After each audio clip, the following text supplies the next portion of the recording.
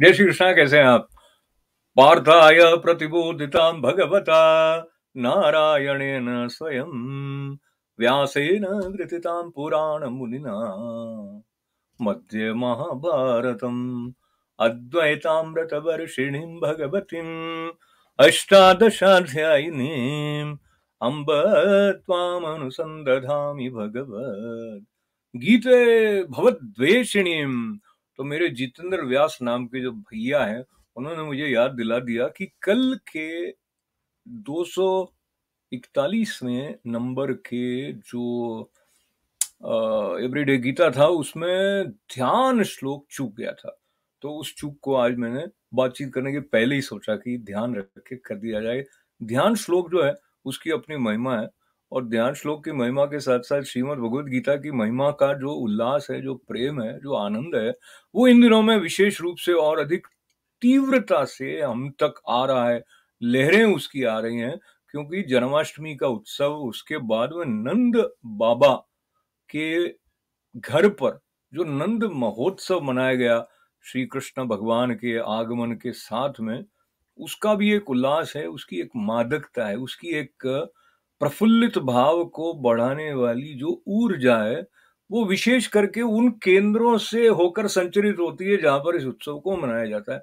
जब इस उत्सव को मनाया जाता है तो वो सारा प्रसंग जो है, जो नंद बाबा के घर पर जिस प्रकार से उत्सव हुआ था, उसको कीर्तन के माध्यम से और जो जो स्वरूप रहे उनके स्मरण के माध्यम से, और भक्तजन इकट्ठे होकर जब कीर्तन करते हैं, जप करते हैं, धुन करते हैं, तो उसके माध्यम से होता है। तो नारद जी ने कहा कि यत्र, वो क्या है एग्जैक्टली है कि तत्र तिष्ठामि नारद, मद भक्ता यत्र गायन्ते तत्र तिष्ठामि नारद। तो जहाँ मेरे भक्त मिलकर गाते हैं, मेरा गान करते हैं, मैं वहां पर रहता हूँ, ऐसा भगवान ने कहा है।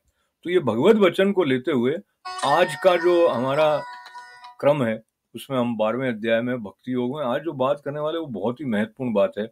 और उसके पहले मैं आपको एक और अट्रैक्शन आज का ये है कि न्यूयॉर्क के वैष्णव टेम्पल ऑफ न्यूयॉर्क में जो नंद महोत्सव आज सुबह यानी कि 31 अगस्त की सुबह मनाया गया, उसकी कुछ बड़ी ही प्रफुल्लित कर देने वाली झलकियां आप तक मैं पहुंचाने का भी एक प्रबंध करने वाला हूं। तो आप कहीं जाइएगा मत, क्योंकि आपके जाने से क्या होगा कि मजा नहीं आएगा।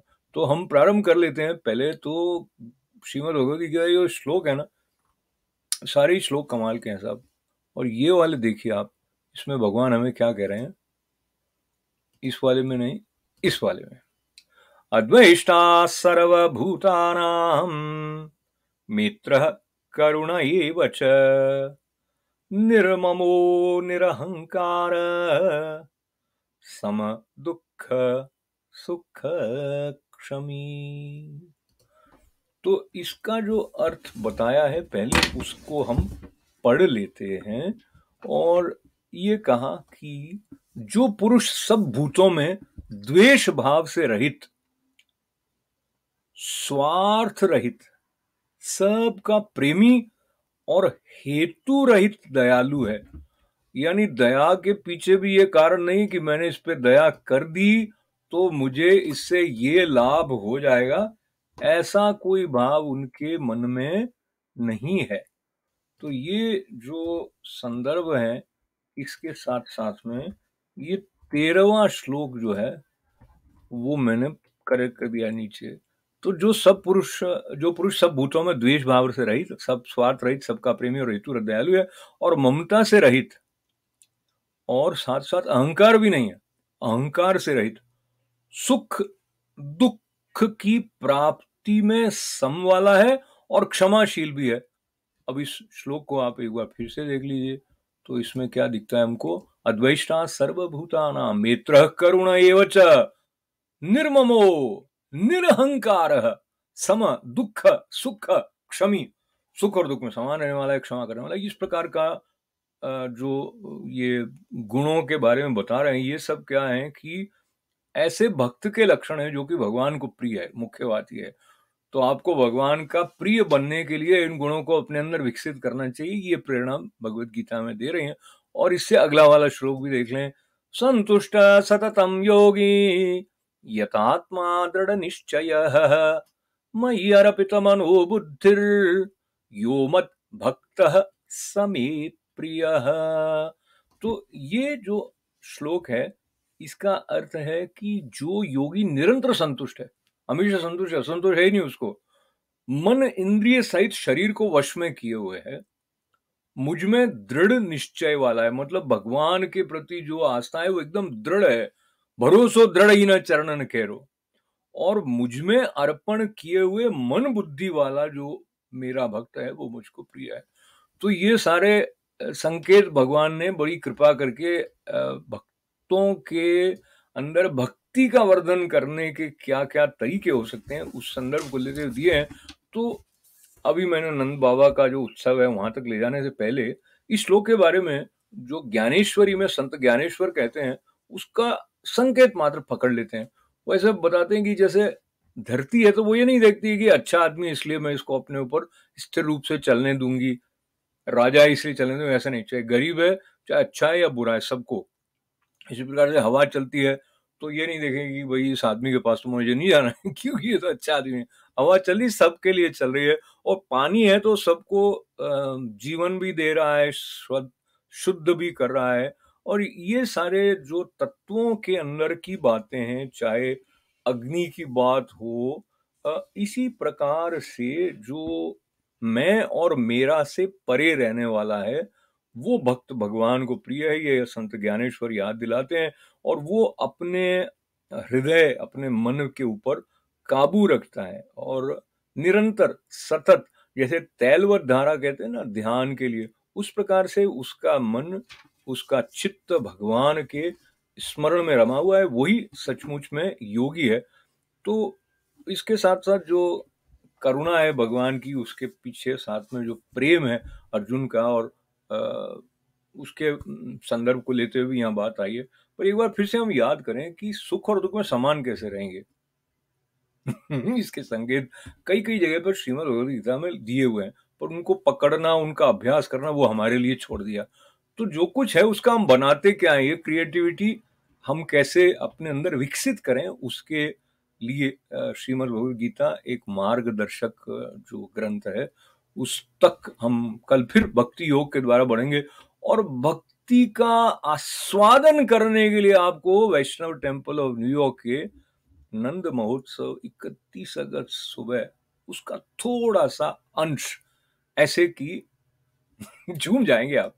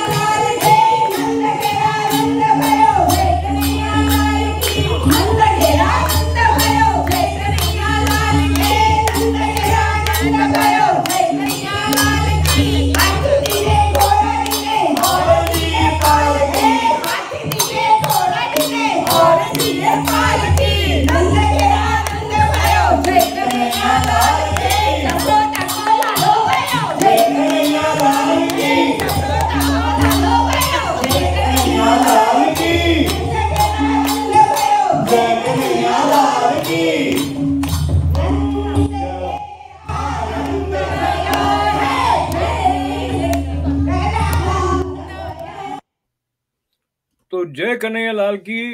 करते करते जो एक आनंद का भाव हमारे भीतर आता है, वो तभी आएगा जब हम उसके साथ रम रहे होंगे, वरना बोले क्या है। तो ये जो भाव के भूखे हैं भगवान, ऐसा जो हम सुनते हैं, उसके बारे में एक थोड़ा सा चिंतन मिलजुल कर लेते हैं। अच्छा, तो आपने देखा होगा, आप बाजार में कुछ चीज खरीदने के लिए जाते हैं तो वहां भी लगता है भाई इसका क्या भाव है, तो मतलब ये दोगे तो ये मिल जाएगा। तो अगर वो समझिए 10 रुपए का कुछ है, आपने 10 रुपए दिए, वो वापस आएगा, $10 का है, $10 दिए, वो चीज आपके पास आ जाएगी। तो भाव जो है वो तय करता है कि ये इसके बार्टर जैसा हो गया ना, थोड़ा सा बार्टर का मतलब ये लिया ये ले लो।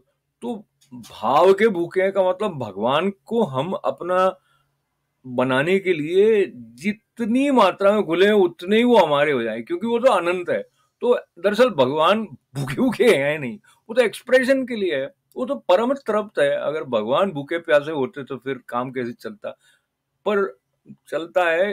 वो मानव रूप में आते हैं तो खेलते भी हैं, और हम चूंकि मनुष्य हैं तो इंद्रिय रूप में ही हम पहचानते हैं, नाम और रूप को लेकर चलते हैं। तो एक बार और नाम की नाम की तरफ बढ़ लेते हैं, उसके बाद में विराम कर देंगे आज आनंद के साथ में। तो आनंद करते हैं, आइए।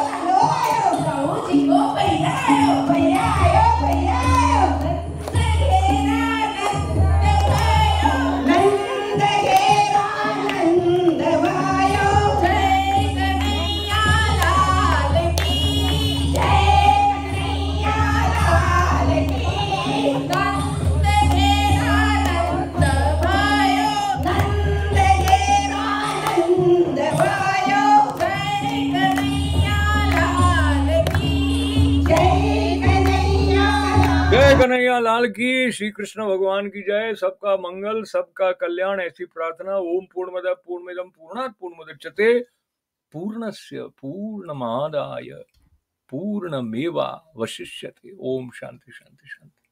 जय श्री कृष्ण। बहुत सारे धन्यवाद के साथ।